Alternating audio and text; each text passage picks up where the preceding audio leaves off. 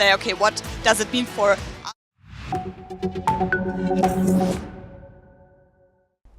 Hello and welcome, I'm Thomas Porteous and you're watching The World Report on NewsX World. Let's take a look at some of the top headlines of the hour.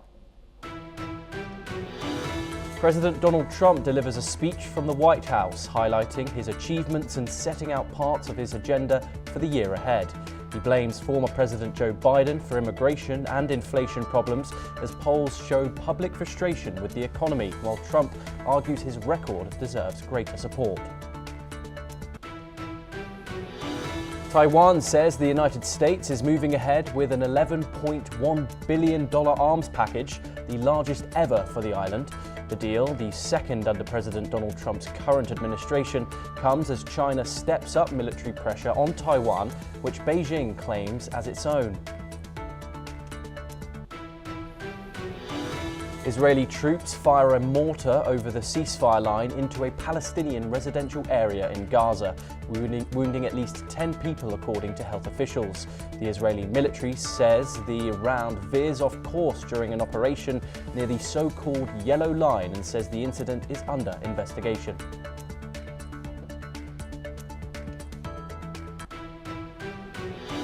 Meanwhile, the United Nations and aid groups warn humanitarian operations in Gaza risk collapse over what they call a vague and politicized Israeli registration process.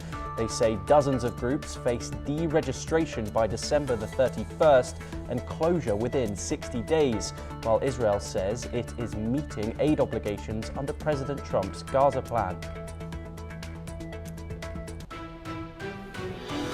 Brazil's Senate approves a bill that would reduce the prison sentence of former President Jair Bolsonaro over an alleged coup plot, passing it 48 to 25 after lower house approval.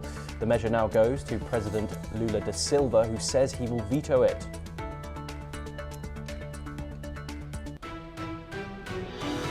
Nick Reiner, the youngest son of filmmaker Rob Reiner, makes his first court appearance in Los Angeles, charged with double murder in the stabbing deaths of his parents.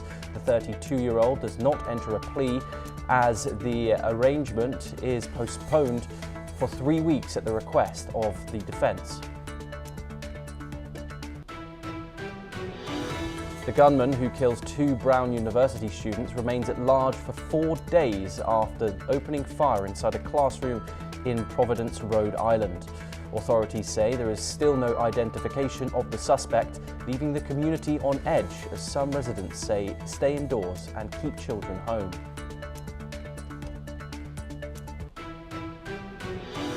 Dan Bongino says he will step down as FBI Deputy Director in January, thanking Donald Trump and senior officials for the opportunity to serve. Trump says Bongino did a great job and wants to return to his media career after being appointed to the role earlier this year.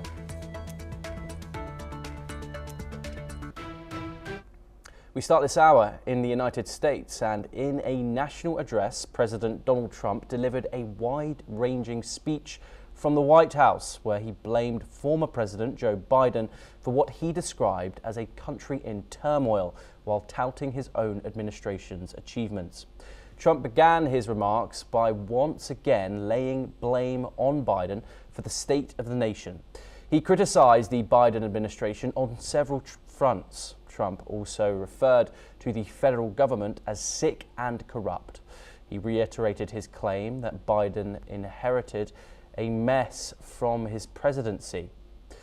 One of the key announcements during the speech was the introduction of a $1,776 checks for military service members, which Trump described as a warrior dividend. Let's listen in to some excerpts from the speech. Tonight, I am also proud to announce that more than 1,450,000, think of this, 1,450,000 military service members will receive a special, we call warrior dividend before Christmas, a warrior dividend. In honor of our nation's founding in 1776, we are sending every soldier $1,776. Think of that. And the checks are already on the way. Nobody understood that one until about 30 minutes ago. Trump also took the opportunity to highlight his administration's accomplishments, particularly in immigration and economic policy. He reiterated his claims of success in curbing illegal migration and argued that his economic policies were beneficial despite concerns about affordability among many Americans. Trump made the controversial claim that his administration has ended 8 wars, a statement that remains unsupported by concrete evidence. He also repeated his false assertion of $18 trillion in investments during his second term. The president continued to press his agenda on healthcare, once again calling for direct federal payments to Americans to help purchase health coverage rather than providing funds to insurers. In the latter part of his speech, Trump addressed the U.S. Federal Reserve, announcing that he would soon appoint a new chairman who supports significantly lower interest rates. Let's in fact listen in to what he had to say on the matter. And I'll soon announce our next chairman of the Federal Reserve, someone who believes in lower interest rates by a lot, and mortgage payments will be coming down even further. Early the new year, and you will see this, in the new year, I will announce some of the most aggressive housing reform plans in American history. Joining us now in this discussion is Matthew Vadum. He is an American journalist and author, and he joins us live from Washington, D.C. Matthew, thank you very much for joining us. Of course, Donald Trump ran on affordability, citing, of course, Biden's problems with inflation in the 2024 general election. However, now recent surveys show around only 31 to 36% of Americans are confident with Donald Trump's handling of the economy. Leading into the new year, do you think Donald Trump's words there rallied some support and some trust in Americans when it comes to his economic policy? Maybe. It's hard to say. He's correct in blaming most of the economic problems on his predecessor, President Joe Biden. But as new presidents find out quickly, they can't get away with that argument for too long, because at some point they have to, about a year or so in or less, they have to start, they take ownership of the problem, and the public starts to blame them if things are not going well. So, you have all these problems left over, high prices and inflation from the Biden era, driven largely by, a massive increase in the money supply and a huge increase in federal government spending, COVID relief and things like that, which are not, strictly speaking, Trump's fault, but the public is now starting to blame him because they're feeling the effects of the economy, and they're not too happy about what is going on with the economy. They're not feeling, although prices on some items have come down, and gasoline and eggs and so on, typical American isn't really feeling it and is not too optimistic about the economy as it stands right now. Will they be uplifted by Trump's speech? It's hard to say. I thought it was a pretty good speech, but people's opinions don't just turn on a dime like that. I don't think people will just suddenly start to believe that the economy is doing well just because President Trump said so. Yeah, but Matthew, in regards to Donald Trump's rhetoric, he gave an interview just a few days ago when he ranked his handling of the economy A++++.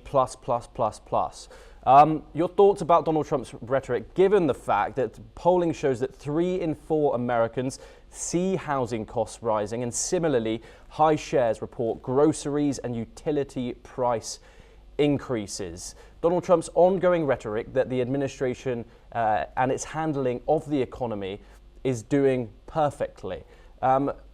Is this a rhetoric that he can continue and not address the problems? Well, he is first and foremost a salesman, so he's always going to talk up his own achievements and put things in the most flattering light. But if people don't on the ground feel improvements in their own lives, they're not going to be persuaded by his rhetoric.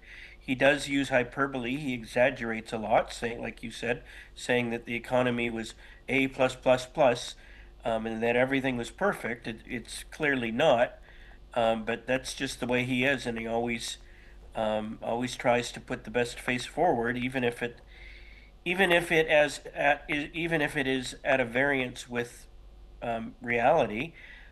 He spins things. He's a salesman, and that's just the way he is. I think that sometimes his rosy optimism comes off as tone deaf, and sometimes it turns people off because it doesn't match what they're actually feeling and experiencing in their everyday lives. So I think that, like for example, his tone deaf argument about affordability being a scam. He was referring to the idea that Democrats and critics were saying that there's a lack of affordability in the housing markets and other things, and he was saying that that's a scam, as if trying to, and then a lot of people misinterpreted that to mean that something like,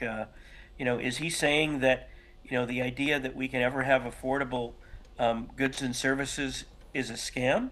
A lot of people, it really, he didn't word it very well, and I don't think it succeeded as an effective rhetorical line, and a lot of his optimism, I think, has backfired to an extent. People need to actually see improvements in their everyday lives. The fact that electricity prices are skyrocketing in many states is not good. Utility prices.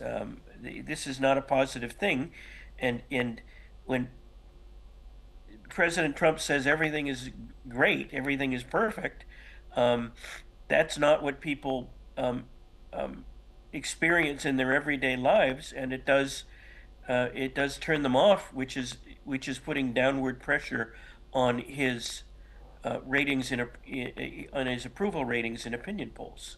Yes, Matthew, do stay with us as we next turn Yes. to United States foreign policy for our next story, where President Trump has said that he will not let anyone who should not be going through the Venezuela blockade go through. This comes a day after Trump ordered a blockade of all sanctioned oil tankers sailing into what he calls our Venezuelan waters. Let's listen in to what Trump has said.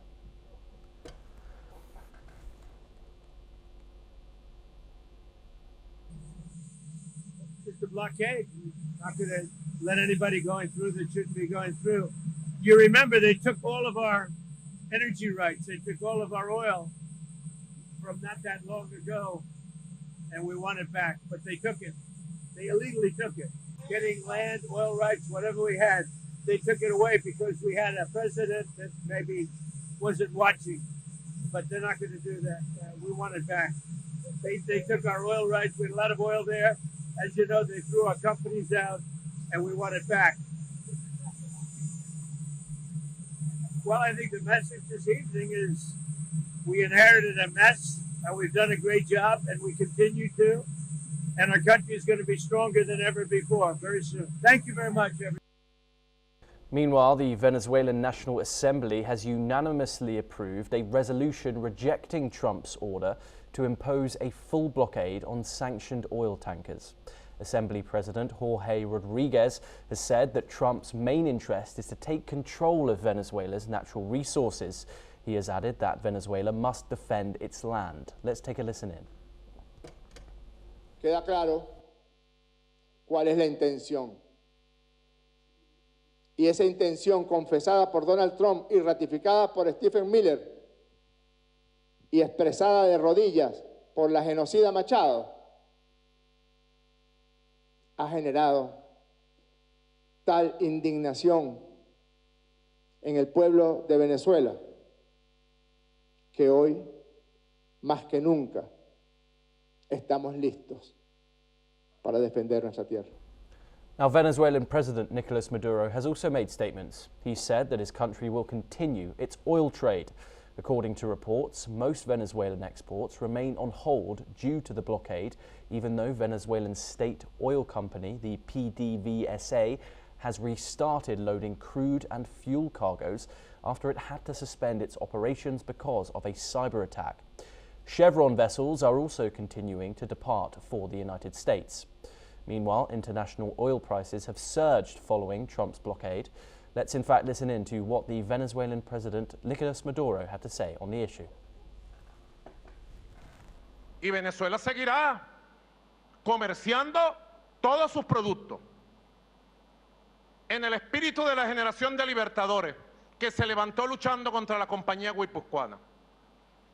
Y seguirá el comercio para allá y para acá de nuestro petróleo y de todas nuestras riquezas naturales que por Constitución, por decreto de Bolívar, pertenecen nuestras riquezas y nuestra tierra y nuestro petróleo a su único dueño legítimo por los siglos de los siglos, que es el soberano pueblo de Venezuela, que es el dueño absoluto de las tierras, del subsuelo y de toda su riqueza.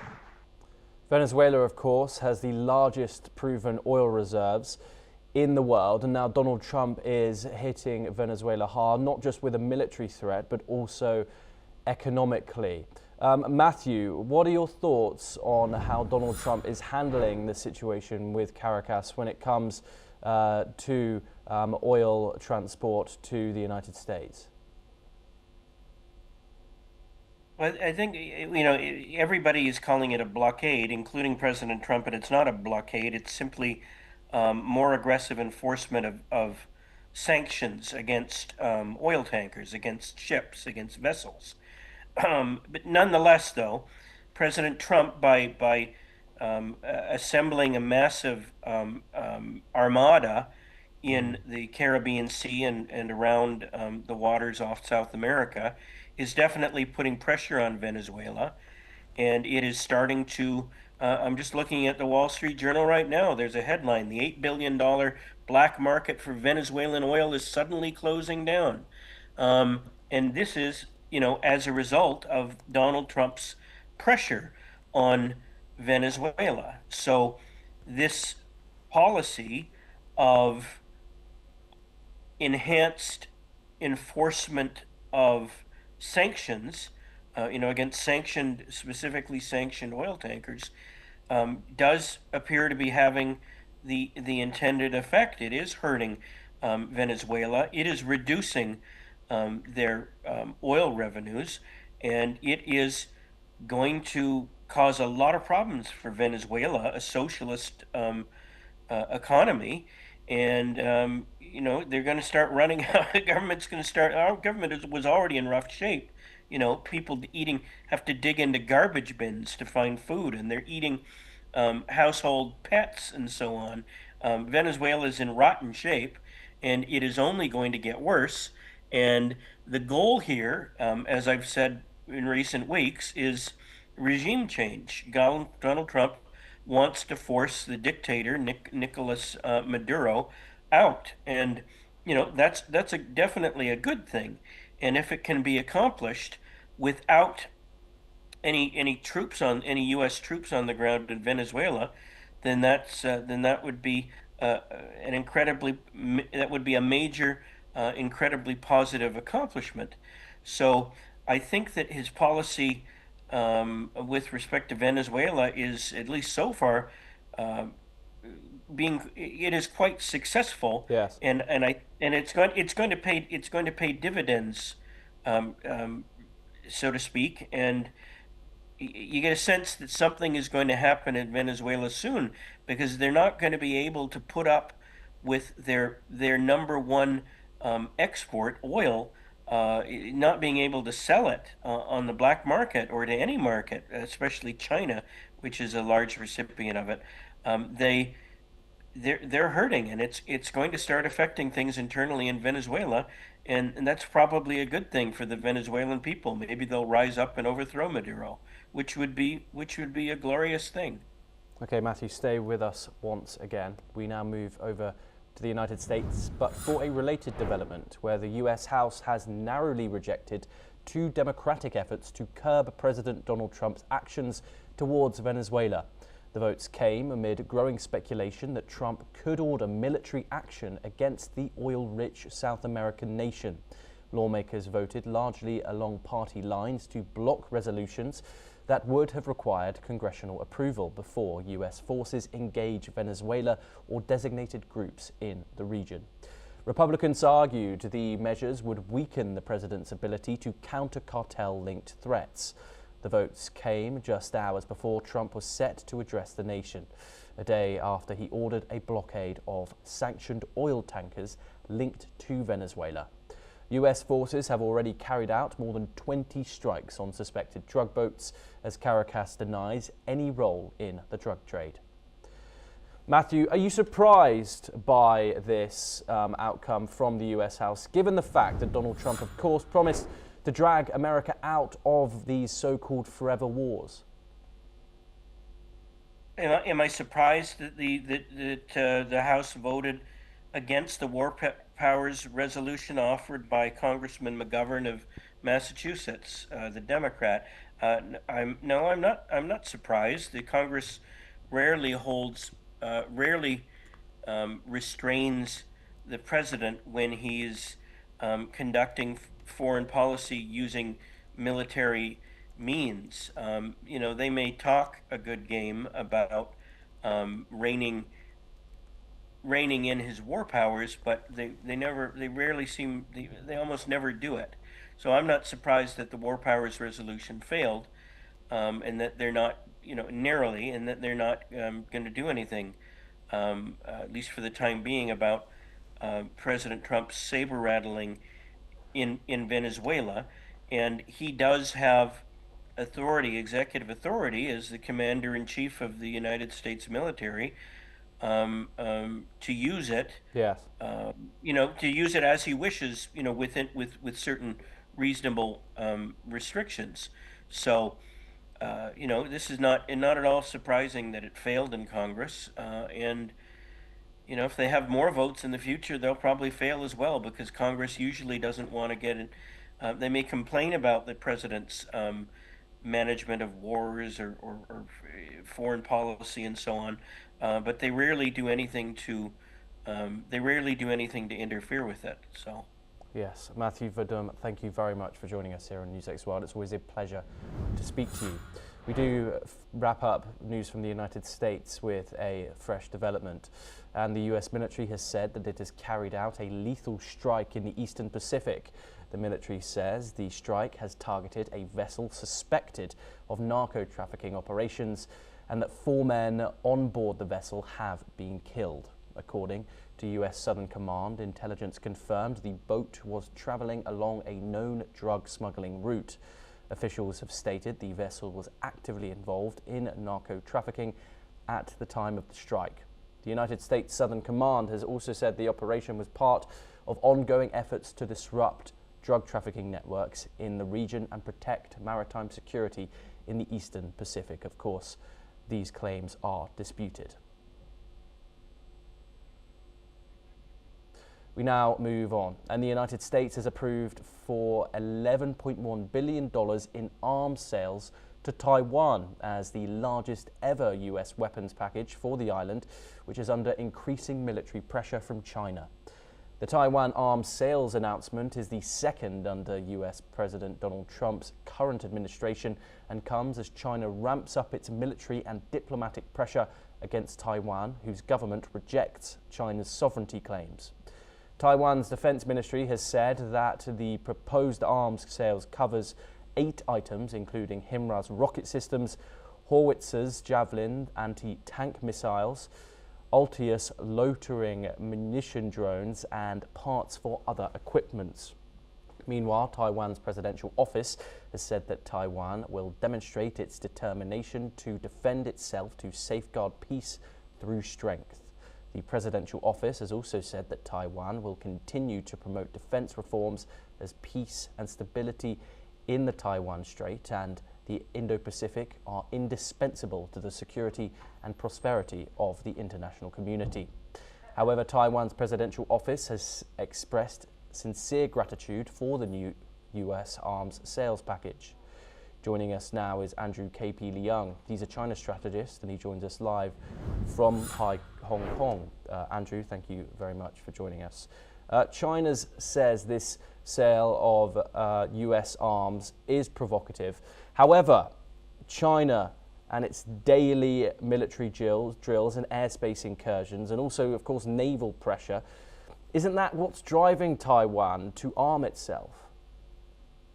Well, the arming of Taiwan has long been authorized by the United States-Taiwan Relations Act, which was enacted decades ago to empower the United States administration to supply arms to Taiwan to defend itself, even as the United States upholds the One China policy.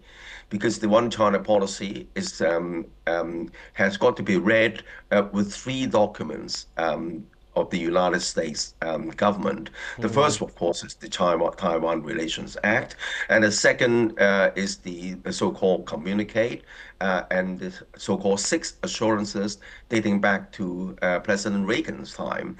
And the communique and the 6 assurances highlight the fact that the United States takes no position on Taiwan's future, does not adopt a mediation role, but opposes. Apologies for the interruption.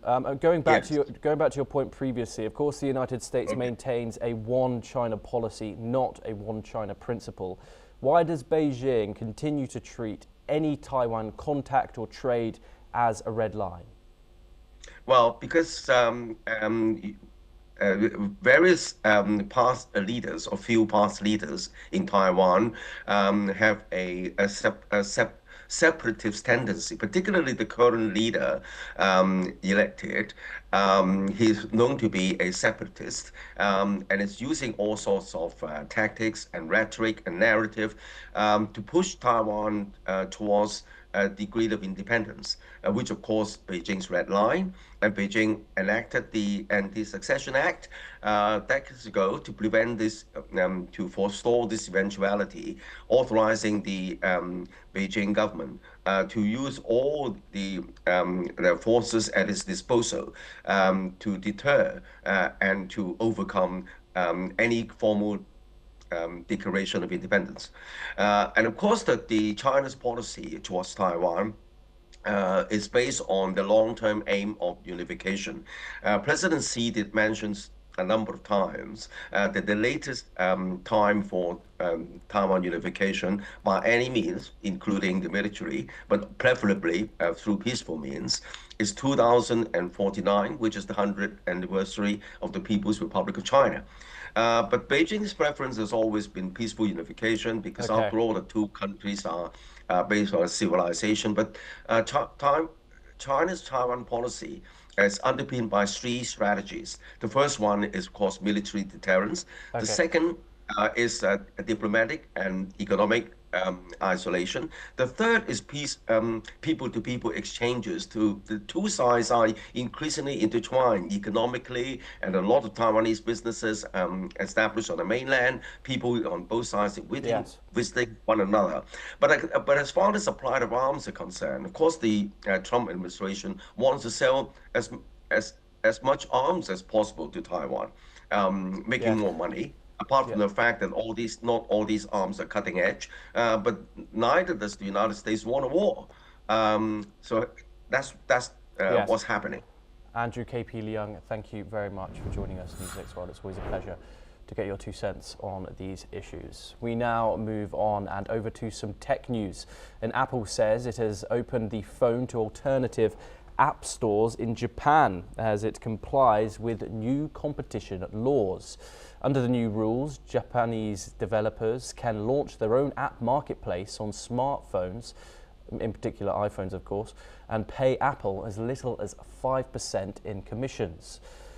Developers can also offer their own in-app payment systems alongside Apple's through commissions will still apply. Standard App Store fees will be set at 26%, while external payment links will carry a 15% charge. Apple will retain approval authority over rival app stores, require age ratings, and run security checks on all apps. Japan also mandates wider iPhone hardware access, though Apple can reject requests that risk user data. The US Justice Department says the federal government is liable for a deadly mid-air collision near Washington's Reagan National Airport that killed 67 people. The crash involved an Army Black Hawk helicopter and an American Airlines regional jet in January. The government admits it breached its duty of care. It says both flight crews failed to maintain proper vigilance. It also blames an FAA air traffic controller for not following orders. American Airlines has asked the court to dismiss claims against the carrier, saying responsibility rests with the government. After the crash, the FAA restricted helicopter flights near the airport, and the US Senate has now passed legislation to tighten military helicopter safety rules. Well, that's all that we have time for this hour. Keep watching NewsX World for more international updates.